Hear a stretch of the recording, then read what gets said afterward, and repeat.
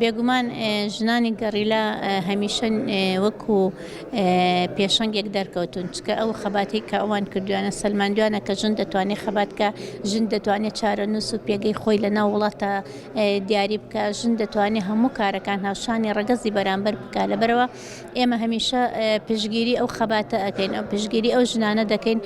کە توانای ئەوەیان هەیە داکۆکی کارێکی سەرسەختی مافەکانی خۆیان بن مافی نەتەوە مافی وەتان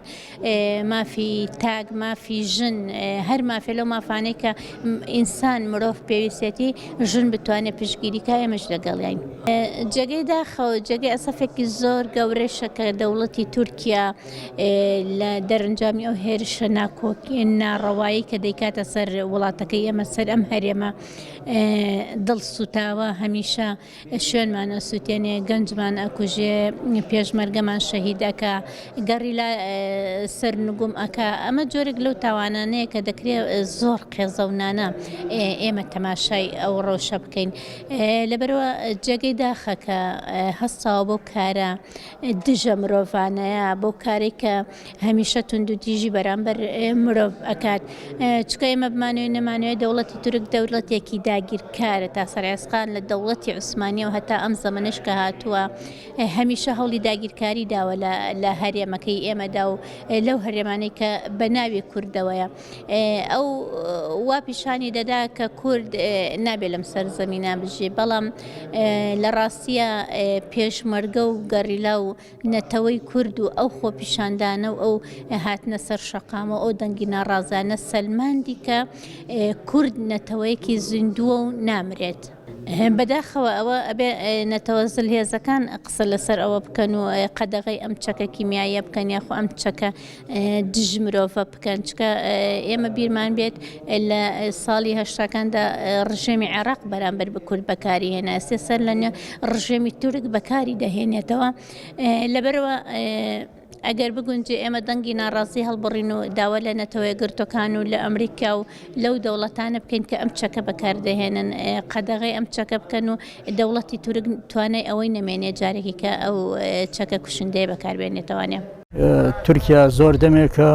بەرنمەیەکی پان و پۆڕ و گشتگیری داڕشتووە لە هەموو پارچەکانی کوردستان بە تایبەتی تریش لە باشوور و لە ڕۆژاوای کوردستان کە دەرفەتی بۆ ڕەخساوە هەم بەهۆی هەلومەرجە نێودەوڵەتیەکانەوە هەم بەهۆی هەلومەرجی ئەقلیمیەوە و هەم بەداخەوە بەهۆی لاوازی و پارچە پارچەی کوردەوە. ئێستاش کە دەوڵەتی تورک لەم فترەیە ئەڵقەیەکی تر لە زنجیرەی دەست درێژەکانی بۆ سەر باشووری کوردستان دەست پێ کردووە لە ماوەی هەفتەی ڕابردوودا بینیمان کە بە هەموو هێز و توانایەکی خۆیەوە هێرشی کردە سەر هەرێمەکانی پاراستنی میدیا و هەوڵیدا کە گورزی کوشندە لە گەرلا بدا ئەڵبەتە ئەو تەنها ئامانجی لێدانی گەرلا نیە ئامانجی لێدانی هەموو کوردەوە ئامانجی داگرتنی کوردستانە بە تایبەتی باشووری کوردستان چکە ئەو شوێنانەی کە ئەو هەوڵی داگرتنکردنیەدا هێڵێکی استراتیژیە بۆ گەیشتن بە ناوچەکانی دەوروبەری نینەوە و تەنانەت تموحی لە شاری کەرکووکە یەکەمیشەوان بە شارێکی تورکمانی ئەزانن لەبەرەوە ئەم سیاستێکی تازە نیە بەڵکو کۆنە و درێژخایەنە بەڵام خۆشبەختانە ئەم جارەش وەکو جارەکانی تر لەسەر دەستی گەر لە وڵات پارێزەکانی کوردستان نەخشەکان وەکو بڵقی سەراوی لێ هات کە وەزیری بەرگری تورک خولوسی ئەکار بە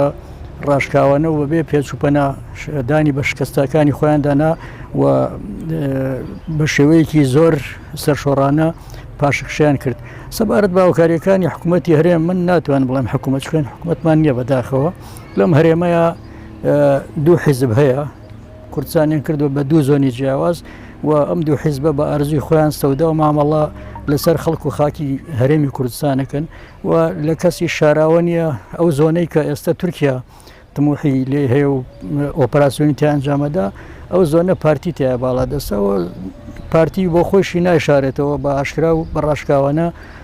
هاوکاری لەشکری داگیرکردی تورکەکە و لە پشتەوە هەموو جارێ هەوڵی لێدانی خەنجەری ژەهراوی لە پشتی هێزەکانی گەرلا داوە. وەک ئاماژەم پێکرد بەداخەوە پارتی دژایەتی خۆی بۆ پەکەکە و هێزەکانی گەرلا نەشاردوێتەوە و هەمیشە یعنی یەکێک بۆ لەلایەنەکانی شەڕی براکوژی لە بەدرێژایی 56 ساڵی ڕابردوو سەبارەت بە مەسلەی گرتنی چەک و کۆمەڵێک شتا من هەر زۆر بە سینەریەکی لاوازی ئەزانم لەبەرەوەی پەکەکە ینی ئەوە وەکو شتێکی گاڵتە ئامێز وایە کە تۆ بڵێ وەڵا بە تەکسیەک یا ساق تەکسیەک چەندین تەن چەک و تەقەمەنی و نازانم کۆمەڵێ شت کە زۆر گران بەهان لە ڕۆژاوای کوردستانەوە بگوازێتەوە بۆ باکووری بۆ بڵین هەرێمی کوردستان و ناوچە دوورە دەستەکان کە زۆر ئەوە کارێکی زەحمەتە و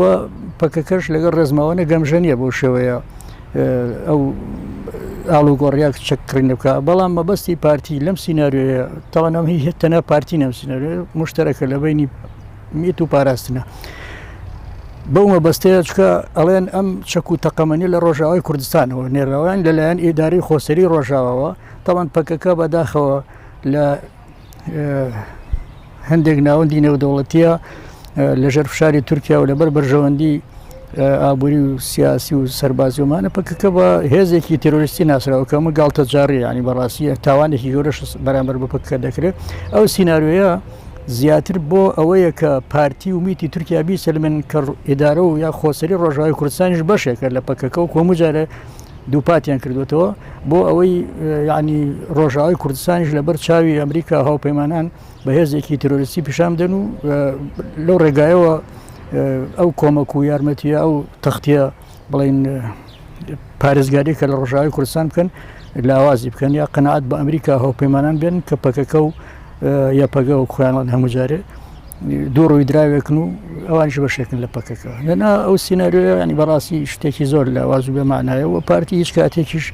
سڵی لە شەڕی براکوژی نەکردوێتەوە سەرۆکی پارتی چەندین جار خۆی لە میدیاکانەوە یاعلانی کردو کە بە هەزارها شەهیدیان لە ڕێگا یان لە بەهاوبەشی لەگەڵ هێزەکانی تورکیا دژی پەکەکە داوە گەر بڵێم خۆپشاندان ئەزعف الئیمان یعنی ئەگەر ئێمە بەڕای من بەڕێی من ئێستا کاتی ئەوەیە ئەوەی بتوانێت و دەستی چەک بکرێ شان بەشانی هێزەکانی گەرلا بەرامبەر بە داگیرکاری بوەستێتەوە یعنی ئەمە باشترین بڵێن بژاردەیە بەڵام لەبەرەوەی بەداخەوە خەڵکی ئێمە زۆر بێ ئیرادەکراوە و زیاتر لە 30 ساڵە ئیش لەسەر پەرتکردن و بێئیرادەکردنی کۆمەڵگای کوردی ئەدرێ لەبەرەوە یعنی ئەزعف الئیمان یا لاوازترین بژاردەکە ئێمە هەمان بێ بتوانین کە بە خۆپشاندان و بە ناڕزایەتی دەربڕین و بە کەمپین و بە ئەوەی کە پێمانەکرێت دژ بە و سیاسەتە داگیرکاری دژمنکارانەیە هەم تورکیاوە هەم هەموو دژمنان داگیرکارانی کوردستان بۆ سینەوە ئەوە ینی وەکو ئەرزم کردی ئەزعف الئیمان